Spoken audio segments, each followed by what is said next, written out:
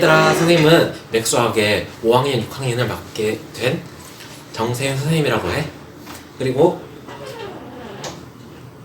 아무래도 초등학교 수업은 인성 문제 때문에 존댓말을 쓰도록 하겠습니다. 너무 늦게 쓰는 것 같은데요. 자, 오늘은 초등학교 5학년에 감사합니다. 초등학교 5학년에 규칙과 대응, 그리고 수와 범위 어림하기, 평균과 가능성에 대해서 배워보려고 합니다. 혹시 초등학교 때 규칙과 대응이라는 뭔가 규칙을 찾고 어떤 숫자들을 대응시키는 거를 배워보신 적이 있으실 거예요. 예를 들면 이런 거겠죠. 어떤 상자가 있어요. 상자 안에 사과가 하나, 둘, 셋, 넷, 다섯, 여섯 개가 들어있어요. 그러면 상자 한 개에 사과가 몇 개 들어있을까요? 6개가 들어있죠? 그것처럼 상자가 한 개가 더 늘어나면 상자가 2개가 되고, 사과는 여기도 6개가 들어있을 테니까 사과의 개수는 총 12개가 될 거예요. 그것처럼 상자가 늘어남에 따라서 사과의 개수도 늘어난다 라는 것이 대응이고요. 그리고 상자가 2배 또는 3배 늘어날 때마다 사과의 개수가 2배 그리고 18개가 되어서 3배가 되는 것이 규칙이에요. 이런 규칙과 대응을 초등학생 때부터 저학년 때부터 많이 찾아왔었는데요.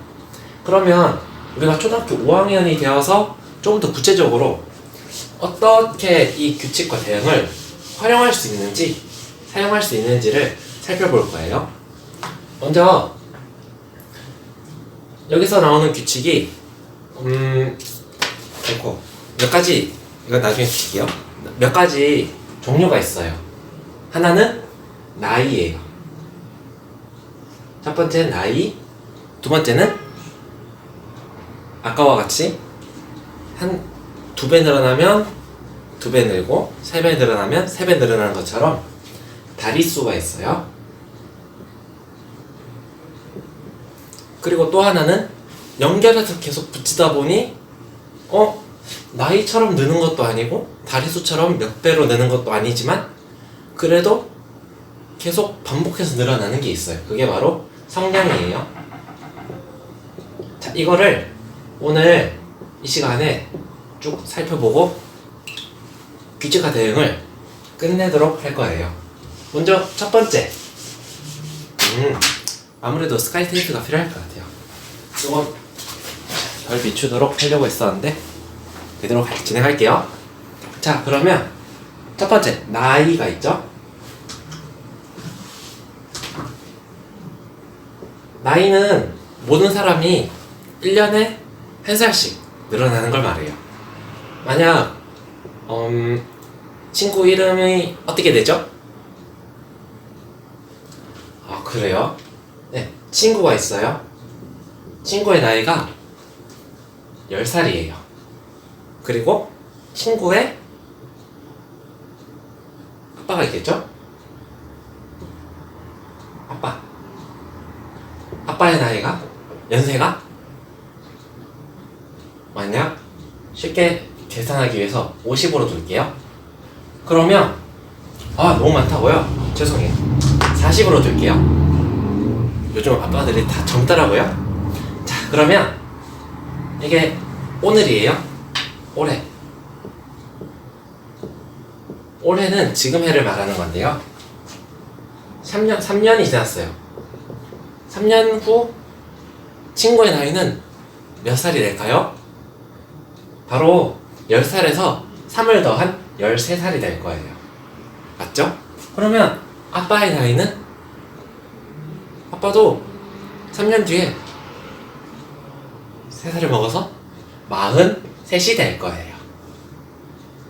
그런 것처럼 같은 시간이 지나는 동안 똑같이 늘어나는 덧셈의 규칙이 있어요. 다른 규칙으로는 계단을 올라가는 거겠죠? 친구와 또 선생님이 같이 계단을 올라갈 때 똑같은 속도로 올라간다면 맞죠? 선생님이 3칸 올라가는 동안 친구도 3칸이 올라가면 똑같이 올라가는 것처럼. 이게 첫 번째고요. 자, 나이 끝나고 두 번째는 다리 수가 있어요. 혹시 좋아하는 동물 있어요? 강아지. 그리고 요즘 치킨 많이 드시죠? 닭이 있고, 그리고 또 뭐가 있을까요? 개미. 자, 여기서 강아지는 다리가 4개가 있어요. 닭은 2개가 있네요. 개미는 6개가 있어요. 다리 개수예요. 만약 강아지가 이제 마리로 넘어갈게요. 만약 10마리가 있다고 했을 때 강아지는 총 10마리니까 다리는 40에 10을 곱한 수, 40 곱하기 10은 40개가 될 거예요. 닭은 2에 10을 곱한 수, 2 곱하기 10은 20개가 될 거예요. 개미는 6에 10을 곱해서 60개가 될 거예요. 맞죠? 그런 것처럼 이렇게 같은 수를 곱해서 늘어나는 규칙들이 있어요. 10 곱하고 10 곱하고 10 곱하고. 맞죠? 이번엔 마지막으로 많이 어려워하는 건데 한번 같이 찾아볼까요? 성냥개비. 성냥개비가 있는데요. 성냥개비가 만약 4개가 있을 때 이런 사각형을 만들 수 있어요. 정사각형이죠? 자, 여기서 성냥개비는 몇 개가 쓰였어요? 4개가 쓰였죠. 그러면 이제 정사각형 2개를 만들려고 하면 몇 개를 더 붙이면 돼요? 했을 때 이렇게 구분해서 1개, 2개, 3개 3개만 있으면 되죠. 그래서 더하기 3. 그러면 총 여긴 4개가 쓰이고 1개일 때 4개, 2개일 때 7개만 있으면 되죠. 그리고 사각형이 3개가 만들 때는 하나, 둘, 셋. 그래서 또 3개를 더 사용하면 그거 없어도 돼요.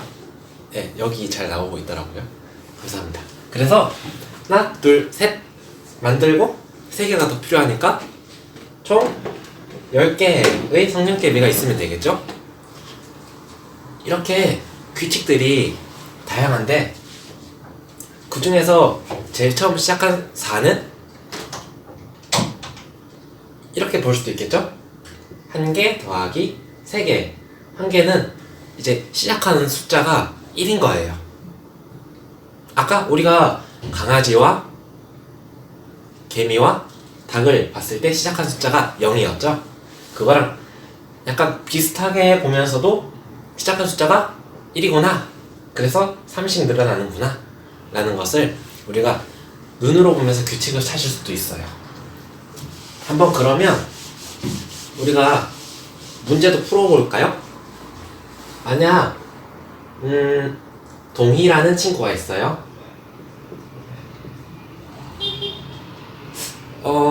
누군지는 모르지만 그냥 선생님 이름을 쓸게요. 선생님 별명은 큰새예요. 큰새 선생님이 만약 10살이었고 큰새 아빠가 있어요. 아빠가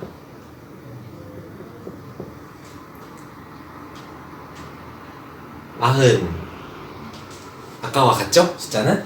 여기서 한번 이렇게 생각해 보는 거예요. 올해 큰애 선생님이 10살이고 아빠가 40살이었어요. 그런데 몇 년이 지나고 나서 네모년 후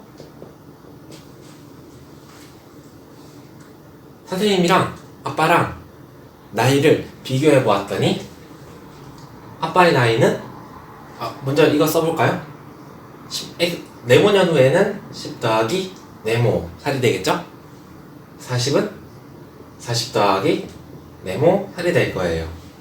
그리고 X는 네모년 후에 선생님의 나이의 2배를 했더니 아빠와 나이가 같아졌네요 라고 하면 이제 이 네모를 한번 같이 구해보는 거예요. 지금 이 문제는 6학년 문제지만 5학년에서도 비슷하게 계속 나올 거예요. 단지 다른 점이 있다면 이렇게 표를 그려서 규칙을 찾아나가는 그런 차이가 있을 뿐이에요. 우리가 이게 숫자가 너무 크니까 한번 이 간격을 좁혀볼까요? 아마 이렇게 쓰면 너무 많아질 것 같아요. 맞죠? 그래서 아빠라고 하지 않고 친구로 둘게요. 형? 형 좋다. 형의 나이가 13살, 나이 차이가 좀 나야 되나요? 24살이라고 할게요. 그러면 2살밖에 차이 안 나는데 내가 문제를 만들기 위해서 이렇게 적었어요. 24살이라고 하면 10살 맞죠? 그리고 처음에 24살 이게 쌤이고 밑에는 형이 있어요. 그러면 10에 2배를 하면 20이 되죠. 그걸 위에 적을게요. 20. 그러면 그 다음 해에는 11살, 12살, 13살, 14살. 형은 25, 26, 27, 28. 맞죠? 그럼 선생님의 나이를 2배 해볼게요. 그러면 22살. 12에 1을 곱하면 24살. 13에 1을 곱하면 26. 14에 1을 곱하면 28. 그러면 여기서 20과 24가 같지 않죠? 2배를 해서 같아지는 나이를 찾아보니까 28과 28, 28끼리 같아요. 맞죠? 그래서 몇 년 후, 1년 후, 2년 후, 3년 후, 4년 후. 그러면 네모는 4년 후가 되어요. 이렇게 규칙을 찾아서 문제를 푸실 수 있어요. 자, 그 다음에 상자의 개수도 한번 찾아볼게요.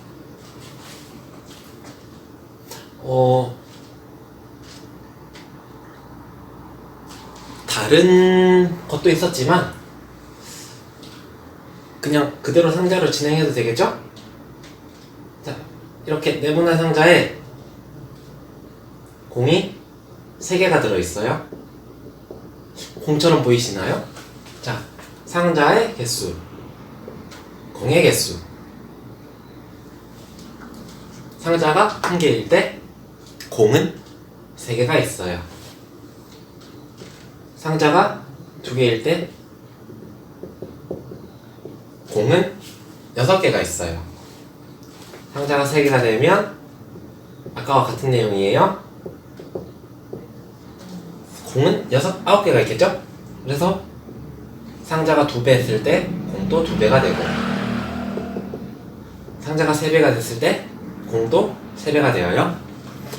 그러면 학교에서는 어떻게 문제가 나올까요?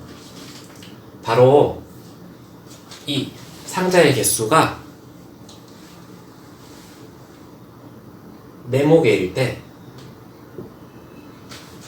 공은 몇 개인가요? 이렇게 나올 수도 있어요. 그러면 네모에 공이 상자에 3개씩 들어있으니까 3 곱하기 네모개가 되겠죠? 이렇게 문제가 나올 수도 있고요. 또 다른 거는 만약 상자가 6개가 있었는데요. 그 중에서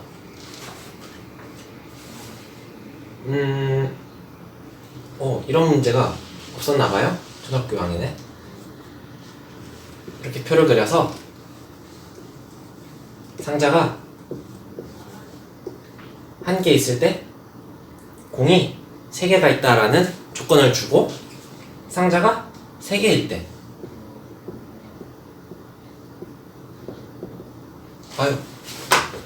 아이고 여러분 눈 베려서 죄송해요. 자, 상자가 있고 공의 개수가 있어요. 상자가 3개일 때 공은 몇 개인가요? 공이 9개 있을 때 상자는 몇 개인가요? 이렇게 물어보는 칸 채우는 문제도 나올 거예요. 상자가 10개일 때 공은 몇 개인가요? 한번 채워볼까요? 상자가 3개일 때 공은 9개 있었죠. 공이 9개 있을 때 상자는 3개 있어요. 그리고 상자가 10개 있으면 우리가 공을 다 그려봐야 될까요? 아니죠. 바로 여기 네모에 10을 넣으면 공의 개수는 3 곱하기 네모이기 때문에 3 곱하기 10이 될 거예요. 그래서 3 곱하기 10은 30 이렇게 구할 수도 있어요. 아마 이렇게 상자 문제가 조금 더 많이 나올 수도 있는데 거의 안 나올 거예요. 왜냐면 이거는 고학년에서 특히 초등학교 6학년에서 더 많이 다룰 거기 때문에 그거보다 더 다루지 못하는 그런 문제들을 많이 다루지 않을까 싶어요. 그러면 마지막으로 성량계비 문제를 볼까요?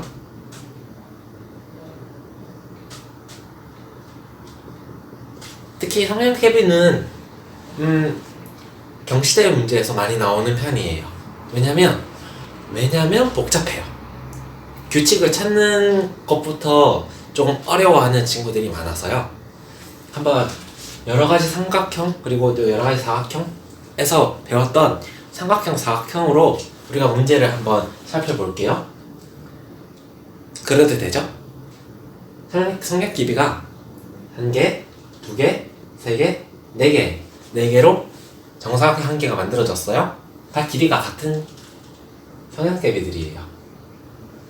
그리고 이게 1개 사각형 네모라고 할게요. 네모가 1개일 때 성량개비는 몇 개 쓰였죠? 4개가 필요했죠. 네모가 2개일 때 성량개비는 3개가 더 더해지니까 4 더하기 3은 7. 그리고 1개가 더 생겨서 네모가 3개가 됐어요. 그러면 하나, 둘, 셋, 3개 더해지니까 성량개비는 10개 이렇게 되는데요. 그러면 이게 왜 어렵나요? 라고 물어볼 수 있어요. 물론 어려운 친구도 있을 거예요. 하지만 경시대 문제에서 나오는 문제들은 선생님도 가끔 헷갈릴 때가 있을 정도로 어렵게 나오기도 해요. 하지만 우리가 함께 한다면 그 어려운 것도 헤쳐나갈 수 있겠죠? 자, 이렇게 사각형이 위에 적을게요. 사각형이 1개가 있어요. 그러면 성량개비는 4개가 쓰이겠죠? 그리고 사각형이 1개가 느는 게 아니라 이제 이렇게 1개에서 크기가 늘어난 거예요. 그러면 크기가 늘어났으니까 가로도 2개, 세로도 2개 해서 하나, 둘, 셋, 넷 4개, 2 곱하기 2개가 만들어졌어요. 그러면 성량끼리 개수는 또 구해야겠죠? 하나, 둘, 셋, 넷, 다섯, 여섯, 일곱, 여덟. 8개에 4개, 원래 4개가 더해져서 12개가 되었어요. 3 곱하기 3. 크기가 더 늘어나요? 자, 크기가 더 늘어났어요. 이때는 성량끼리 개수가 몇 개일까요? 한번 세어볼까요? 하나, 둘, 셋, 넷, 다섯, 여섯, 일곱, 여덟, 아홉, 열, 열하나, 열둘. 12개네요. 거기에 원래 12개가 있었으니 24개. 이렇게 계속 늘어날 거예요. 그냥 간단히 보면 뭔가 어렵죠. 어렵지만 우리가 여기서도 규칙을 찾을 수 있을 거예요. 어떻게 규칙을 찾을 수 있을까요? 바로 성량끼리 한 개가 2개로 크기가 2배씩 늘어날 때마다 하나, 둘, 셋, 넷, 다섯, 여섯. 6개는 기본적으로 늘어나고 그 다음에 추가적으로 2개가 늘었어요. 맞죠? 그러면 추가적으로 2개가 늘고 원래 2개에서 원래 4개를 더해서 12개가 됐어요. 여기는 6개가 늘고 추가적으로 3개가 늘었네요. 그러면 2개가 3번 늘었어요. 이렇게 찾아가는 방법이 있는데요. 오히려 이런 문제가 학교에서 출제되면 좀 슬플 것 같아요. 그래서 나오지 않길 바라면서 자세한 내용은 또 다른 질문을 개인적으로 받는 걸로 할게요. 원장 선생님께 질문을 드리면 될 거예요. 이번엔 삼각형을 볼 거예요. 자, 삼각형이 이렇게 생겼죠? 하나, 둘, 셋. 성량끼리 삼각형 한 개 만들 때마다 성량끼리는 3개가 필요해요. 옆으로 늘어나 볼까요? 둘. 삼각형 2개가 될 때 성량끼리는 2개가 늘어서 더하기 2. 맞죠? 그리고 여기서 한 번 더 옆으로 늘어날게요. 그러면 삼각형은 3개가 되고 성량끼리는 2개가 더 필요했죠? 더하기 2. 그러면 1개일 때 성량끼리 3개, 2개일 때 성량끼리 5개가 필요하고요. 3개일 때 성량끼리는 2개가 더 필요해서 7개가 될 거예요.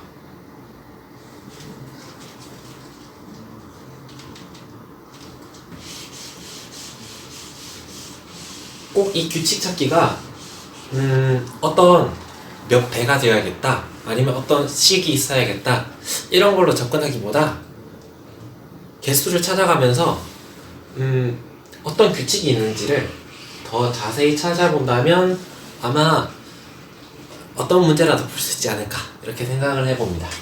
자, 이번에는 그 수의 범위와 어림하기로 넘어갈게요. 우리가 그 왜 수의 범위를 어림해야 될까? 라는 질문에서 먼저 어림이 무엇인지 알아보도록 할게요. 우리가 어떤 자가 있어요. 이 자에서 눈금이 있죠.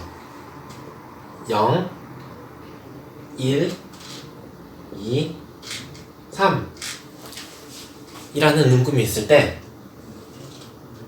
여기 0에서부터 어떤 끈을 가지고 와서 이 끈의 길이를 잴 거예요. 그런데 끈의 길이가 전부 다른데 말이죠. 그 끈 중에서도 이렇게 3이 되거나 끈의 길이가 1에 딱 맞아 떨어지면 너무 좋은데 1과 2 사이에 있네? 이런 끈도 있을 거예요. 그럴 때 우리가 1에 가까우니까 한 1쯤 돼 라고 하거나 약 1이 되었어 라고 말할 수 있을 거예요. 그리고 보통 자의 길이가 cm이기 때문에 약 1cm 또는 1cm쯤 되는 끈이 있네요 라고 말을 할 때 이렇게 정확하진 않지만 가까운 숫자에 이름을 붙여서 부르는 것을 어림이라고 해요. 어림잡아. 약간 정확하진 않지만 여기에 이 숫자에 가까워 라고 생각하시면 될 거예요. 이 어림에서 수의 범위라는 말이 붙어 있네요. 왜 수의 범위라고 붙어 있을까요? 그 이유는 수의 범위라는 것이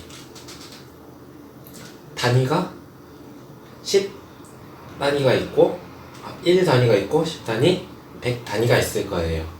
맞죠? 여기서 그 새로운 용어가 등장하는데요. 그 용어가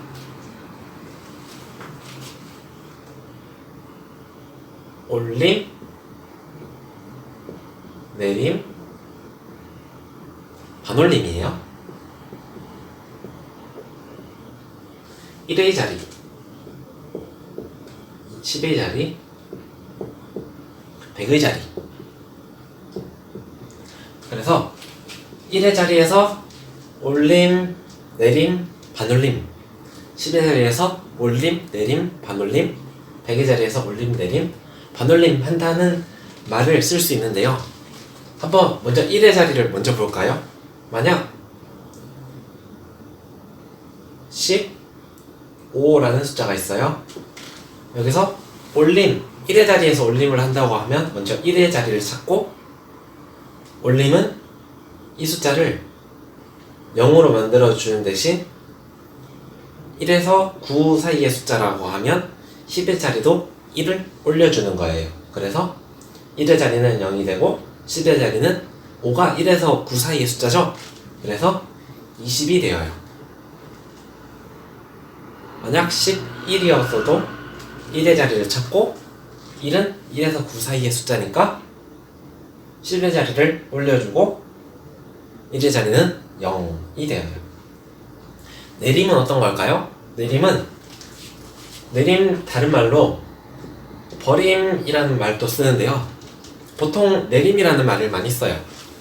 그래서 1의 자리에서 내린다 또는 버린다고 하면 진짜 1의 자리에 있는 숫자를 그냥 0으로만 만들어주면 돼요. 0이어도 0이고 1, 2, 3, 4, 5, 6, 7, 8, 9 모두 0이 되어요. 그래서 15는 1의 자리에서 버림을 한다고 하면 10이 되겠죠? 5가 0으로 바뀌는 거예요. 11도 마찬가지로 1의 자리에서 버리기 때문에 10이 되어요. 한번 더 큰 숫자를 해볼까요? 여기서 올림과 내림에서 또 하나의 특징이 있어요. 어떤 거냐면 123이 있을 때 먼저 1의 자리에서 올려볼게요. 1의 자리에서 올린다고 하면 3은 1에서 9 사이의 숫자이니까 10에 1을 더해줘서 30이 되고 0이 되겠죠? 그리고 내림은 1의 자리를 0으로만 만들어주니까 120이 될 거예요. 그런데 다른 특징은 자 10의 자리를 한번 볼게요. 2죠? 123에 10의 자리를 올려볼 거예요. 그러면 2는 1에서 9 사이 숫자니까 100의 자리에 1이 더해지고 10의 자리는 0이 되겠죠? 그럼 1의 자리는 어떻게 될까요? 바로 1의 자리는 모두 버려지게 돼요. 0. 내림도 해볼게요. 123에 10의 자리를 버리면 100. 1의 자리도 당연히 버려질 거예요. 그것처럼 어떤 1의 자리든 10의 자리든 100의 자리든 올리거나 내리는 그 모든 숫자들은 만약 100의 자리에서 올리거나 내리거나 한다면 10의 자리와 1의 자리는 모두 버려지게 되어요. 라는 것을 기억해줘요. 이 부분에서 많이 실수는 하지 않아요. 왜냐면 이 부분이 친구들이 봤을 때 어렵지 않죠. 그냥 10의 자리에서 계산 올리거나 내리거나 하면 1의 자리는 다 버리는구나 라고만 생각하면 되기 때문에 헷갈리진 않는데, 이거를 처음 받아들일 때는 헷갈릴 수가 있어서 이렇게 말을 해보았어요. 자, 이번엔 반올림이라는 것을 해볼게요. 반올림은 이런 기준이 있어요. 뭐냐면 5라는 숫자가 기준이 되어요. 그래서 5, 6, 7, 8, 9 숫자 모두 반올림 했을 때 그 다음 자릿수, 그거보다 한 자리 큰 수를 전부 1씩 올려줘요. 예를 들면 15에서 1의 자리에 반올림을 해주면 5에서 9 사이 숫자니까 20이 되어요.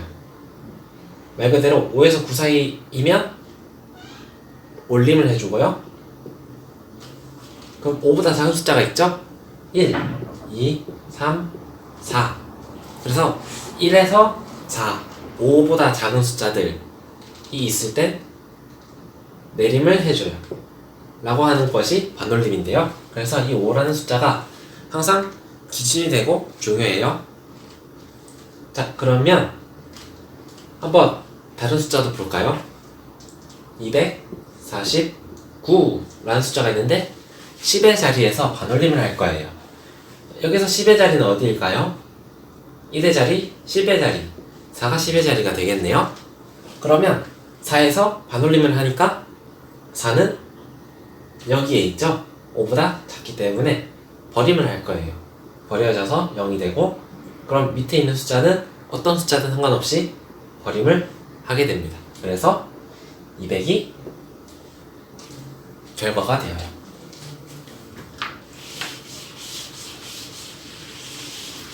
이거를 어떻게 쓰면 좋을까요? 어떻게 쓰면 좋을까요? 라고 했을 때 약간 이렇게 생긴 저울을 보셨을 거예요. 자, 저울을 한번 그려보고 있는데요. 저울에 숫자가 적히는데요. 000.0 이걸 크게 적으면 0, 0, 0.0 그램 이라는 숫자가 적혀 있을 거예요. 표지판이요. 계기판. 그래서 만약 어떤 물건이 실제 물건의 무게가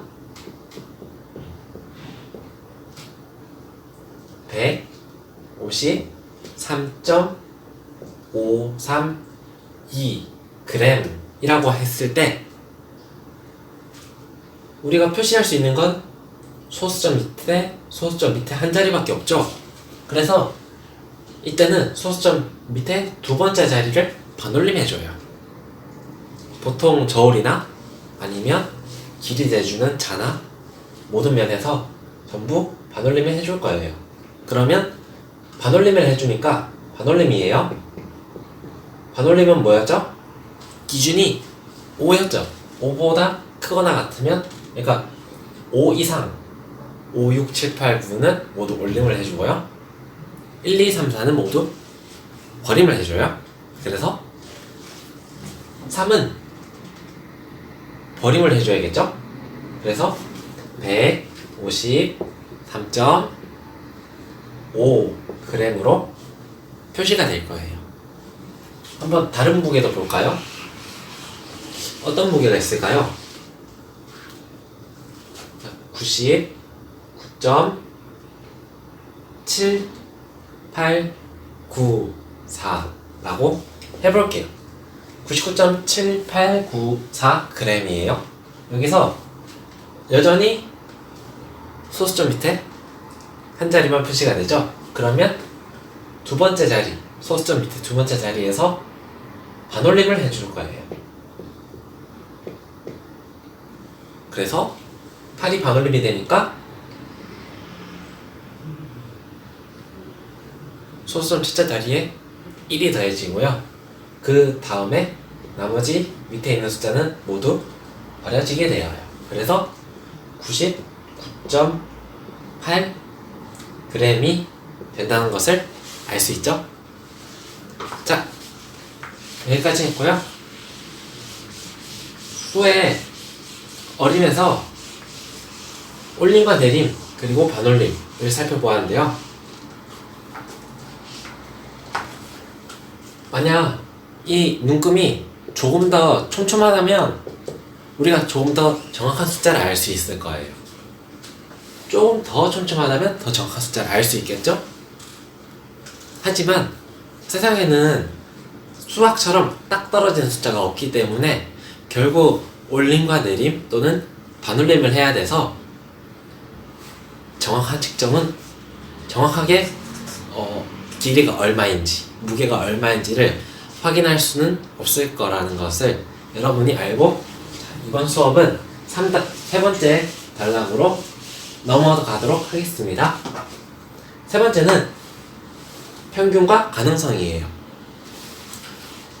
여러분이 평균을 구해보신 적이 있으신가요? 네, 인터넷에 보면 많은 자료가 있죠. 특히 그 중에서도 통계하는 자료가 있을 거예요. 그런 자료들을 보면 평균이라는 말은 없는데 그래도 이런 건 있지 않을까? 라는 생각으로 한번 간단하게 예시를 들어볼게요. 평균이라는 것은 이렇게 울퉁불퉁한 길이 있죠? 또는 이렇게 컵에 물을 담았을 때 출렁거리면 이렇게 울퉁불퉁한 그런 물결이 생기죠. 하지만 시간이 지나면 어떻게 돼요? 시간이 지나면 이 울퉁불퉁했던 물들이 모두 단단하게 됐을 때 맞죠? 직선이 생기죠. 이 직선이 생기는 것이 이 모든 점들의 평균이라고 볼 수 있고 또 다른 예시는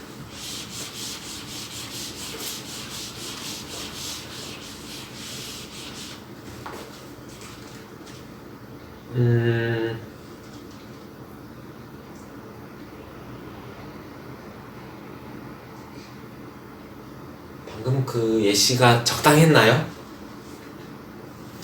적당했는지는 선생님은 판단할 수 없을 것 같아요. 여러분이 이해를 했다면 적당했을 거고 아니었다면 아니었겠죠? 하지만 왠지 선생님이 초등학교 5학년 때 이런 예시는 없었을 것 같아서 없었기 때문에 적당하지 않았을 것 같다라는 생각이 드네요.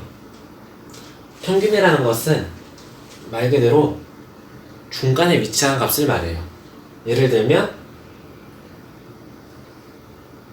키가 작은 친구가 있고 키가 큰 친구가 있어요. 그러면 이 두 친구의 평균은 이런 가운데 점이 되겠죠? 예를 들면 키가 160인 친구가 있고요. 키가 150인 친구가 있다면 그 가운데는 155가 될 거예요.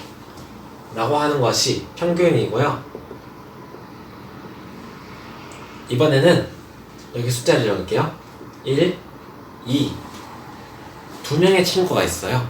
그래서 이 평균을 구하는 방법은 이 두 친구의 키를 더해준 다음에 160 더하기 150을 한 다음에 친구가 두 명이죠. 그래서 친구의 수로 나누어요.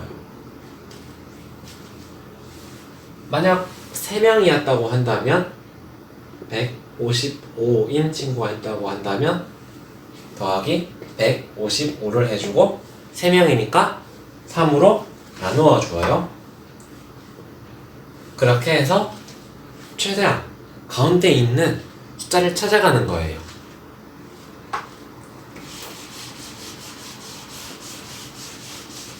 이렇게도 해볼까요? 여러분 혹시 어떤 과일 좋아하세요? 아니면 채소도 좋고 딸기요? 네, 딸기로 해볼게요. 이렇게 딸기가 있었어요. 그림 못 그려서 죄송해요. 자, 딸기가 첫째 날에 한 개를 먹고요. 둘째 날에 세 개를 먹었어요. 셋째 날에 두 개를 먹었어요. 그러면 총 몇 개를 먹었죠? 라고 했을 때 전체 1 더하기 3 더하기 2를 해서 6개가 될 거예요. 그리고 날은 3일이니까 평균을 구한다고 하면 3으로 나누어주면 되겠죠?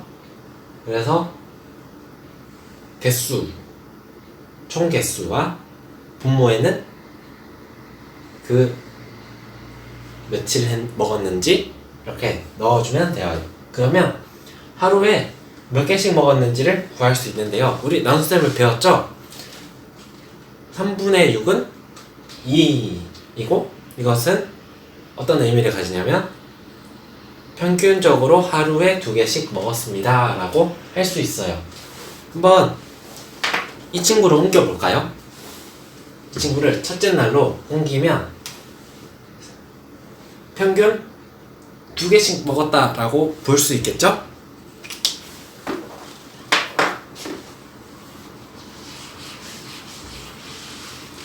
이번에는 이렇게 먹는 것과 다르게 한번 주사위를 굴려볼 거예요. 여러분 주사위 많이 굴려보셨나요? 주사위가 어떻게 생겼죠? 주사위가 이렇게 생겼어요. 뒤에도 있고. 자, 그런데 주사위는 면에 따라서 눈의 개수가 다르죠?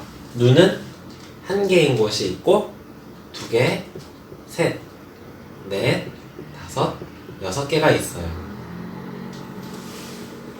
그러면 한번 주사위를 굴려볼까요? 딱 던졌는데 여기는 횟수예요. 눈의 개수예요. 밑에는 눈의 개수. 횟수라고 안 하고 회수라고 하나요? 요즘 많이 바뀌는 것 같아서. 자, 그러면 해볼게요. 주사위를 던졌는데 첫 번째 던졌을 때 눈이 4가 나왔어요. 두 번째 던졌더니 눈이 2가 나왔네요. 세 번째 던졌더니 눈이 6이 나왔고요. 네 번째로 던졌더니 눈이 1이 나왔어요. 자, 그러면 한번 우리가 이렇게 4번을 던져보았는데요. 그럼 평균을 구해볼까요? 평균을 구하면 전부 눈의 개수를 더한 것을 분자에 적고 4번 던졌으니까 4를 분모에 적으면 되겠죠? 4 더하기 2 더하기 6 더하기 1을 계산한 걸 분자에 넣고요. 4번 던졌으니까 4로 나누어 주면 돼요. 한번 더 해볼게요. 2 더하기 4 더하기 2는 6. 6에 6을 더하니까 12가 되고 거기에 4를 더하니까 1을 더하니까 13이 되겠죠? 4분의 13이 나왔어요. 이 4분의 13이 평균이 되어요. 어떤 평균이요? 4번 던져서 나왔던 눈의 개수를 평균으로 계산한 거예요. 만약 눈의 개수가 엄청 크게 나왔어요. 그래서 전부 6, 6, 6, 6이 나왔다고 하면 여기서도 평균을 구할 수 있을 거예요. 어떻게 구하냐면 6을 4번 더해요. 6을 4번 더해서 분자에 적고요. 4번 던졌으니까 4가 분모가 되겠죠? 그래서 6을 4번 더해서 6 곱하기 4는 24. 그리고 분모는 4가 되어서 4분의 24가 될 거예요. 이것 또한 평균인데 이번에는 평균이 달라졌죠?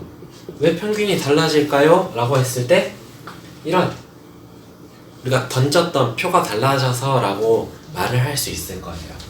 그래서 항상 이 표가 어떻게 달라지는지 항상 보면서 계산을 하고 평균을 구해주면 돼요. 그러면 우리가 평균에 대해서 알아보고 평균을 구해보았어요. 그럼 마지막으로 어떤 걸 하면 될까요? 바로 이렇게도 볼 수 있겠죠? 주사위를 던졌는데 너무 입체적으로 그렸나요? 자, 주사위를 던졌는데 눈이 1인 점이 면이 나오는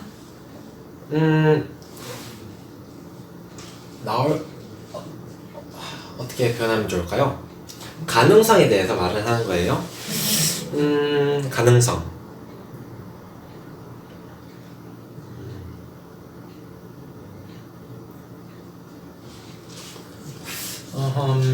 쉽지 않지만 한번 이렇게 표현을 해볼게요.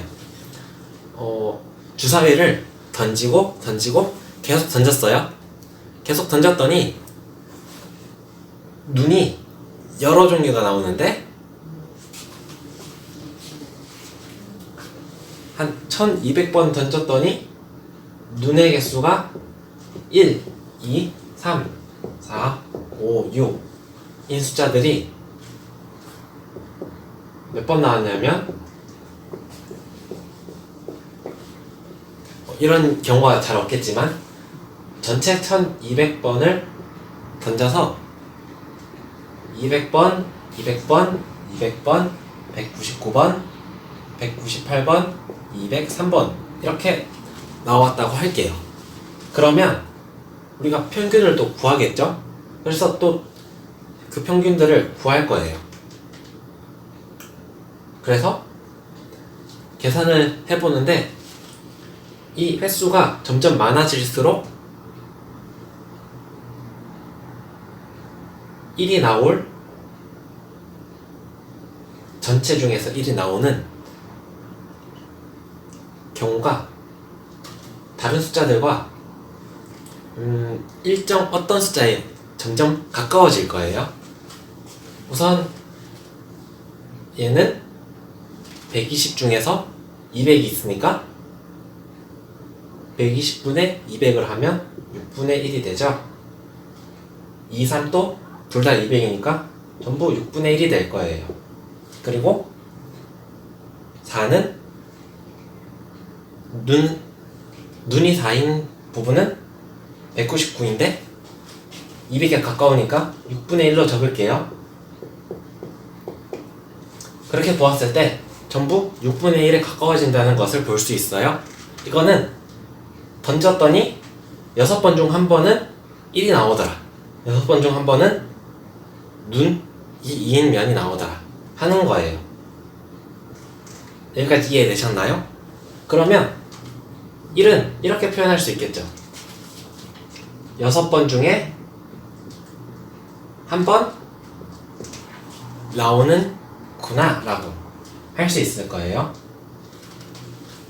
이런 것처럼 이제 가능성에 대해서 보는 거예요.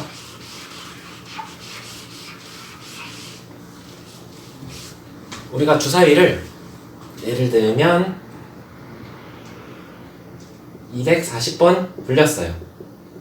그 중에서 아까 눈이 1이면은 6번 중 1번 나오겠구나 라고 했죠. 그거를 이제 가능성으로 보는 거예요. 6번 중 1번 나온다 라는 말은 240번 던지면 그 중에 6분의 1은 눈이 1인 면이 나오겠구나 라는 거예요. 그래서 240을 6분의 1을 곱해도 되고 6으로 나누어도 돼요. 그럼 나누기 6으로 할게요. 왜냐면 왜 6으로 나눌까요? 라는 것은 이제 주사위의 면의 개수가 6개이기 때문이라고 설명을 할 수 있을 거예요. 면의 개수. 자, 그래서 240을 6으로 나누면 6분의 240이 되어서 6, 4, 24 맞죠? 그러면 나누어 떨어지고 40 점이 한 개인 면이 나오려면 나오는 수는 240번 중에 40번이 나올 거예요 라는 것을 우리가 계속 던지는 그 횟수를 통해서 알 수 있어요. 그 외에도 여러 많은 예시가 있는데요. 그중 또 다른 많이 쓰이는 예시가 동전이에요. 동전은 면이 두 개밖에 없죠. 그래서 계속 던지다 보면 앞면이 나올 때와 뒷면이 나올 때와 비슷하게 나올 거예요. 그래서 면이 두 개이기 때문에 던진 횟수의 절반이 뒷면, 절반이 앞면 나올 거라는 것을 우리가 많이 던지는 것을 통해서 알 수 있게 되어요. 한번 여러분이 지금 코로나 때문에 밖을 못 나가잖아요. 그러면 동전을 던지면서 한번 횟수를 세어보는 것도 어떻게 보면 수학 공부도 되고 재미있지 않을까 이렇게 생각을 해봅니다. 오늘 수업은 여기까지 하고 마칠게요. 오늘 했던 내용들을 한번 되짚어보면서 마무리 지어볼까요? 규칙과 대응이 있었어요. 그리고 그 규칙과 대응은 세 가지 종류가 있었어요. 첫 번째는 나이가 늘어남에 따라 똑같이 더해지는. 그리고 두 번째는 다리 개수. 한 사람, 두 사람 늘어날 때마다 사람의 다리가 2개, 4개 늘어나는 것처럼 같은 숫자가 곱해지는 경우가 있어요. 세 번째는 성형개비였어요. 성형개비는 특히 문제를 한번 많이 풀어보고 안 풀리는 문제는 원장 선생님께 한번 사진을 찍어서 보내시면 조금 더 자세하고 친절하게 답변을 적어서 보내드릴게요. 그리고 수의 어림하기가 있었죠. 수와 범위의 어림하기.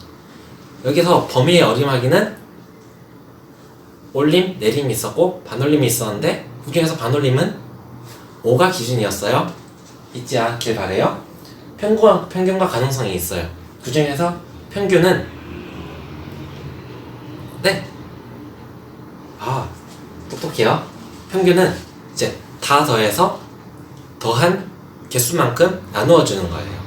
만약 10명의 친구가 키를 쟀어요. 그래서 그 키의 평균을 구한다고 하면 10명의 친구의 키를 모두 더하고 10으로 나눠주면 되죠.